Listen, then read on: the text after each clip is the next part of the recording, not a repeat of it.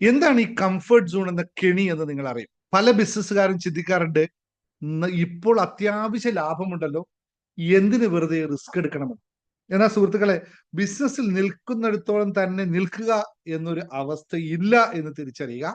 ഒന്നുകിൽ നമ്മൾ വളരണം, അല്ലെങ്കിൽ നമ്മൾ തകരും. നിങ്ങൾ മാറാൻ തയ്യാറല്ലെങ്കിൽ നമ്മുടെ എതിരാളികൾ മാറും എന്നറിയുക. അവർ പുതിയ ടെക്നോളജിയും തന്ത്രങ്ങളും കൊണ്ടുവരും. നോക്കിയ അല്ലെങ്കിൽ കൊഡാക്ക് പോലുള്ള വമ്പൻ കമ്പനികൾ സംഭവിച്ചതൊക്കെ നിങ്ങൾക്ക് പാഠമാണ് അല്ലേ? അത് നമ്മൾ കണ്ടതാണ്. അവർക്ക് ബുദ്ധിയില്ലാത്തത് കൊണ്ടല്ല, മറിച്ച് മാറാനുള്ള ഭയം കൊണ്ടാണ് അവർ തകർന്നു പോയത്. മാറ്റങ്ങളെ പേടിക്കുന്നത് എന്തുകൊണ്ടാണെന്ന് തിരിച്ചറിയാം. നമ്മുടെ തലച്ചോറ് എപ്പോഴും സുരക്ഷിതത്വമാണ് ആഗ്രഹിക്കുന്നത് എന്ന് എല്ലാവർക്കും അറിയാം. ബിക്കോസ് ഇതാണ്, ഇവിടെ പുതിയൊരു സോഫ്റ്റ്വെയർ കൊണ്ടുവരാനോ പുതിയൊരു മാർക്കറ്റിലേക്ക് ഇറങ്ങാൻ ശ്രമിക്കുമ്പോൾ നഷ്ടം സംഭവിക്കുക എന്ന പേടി സ്വാഭാവികമാണ്.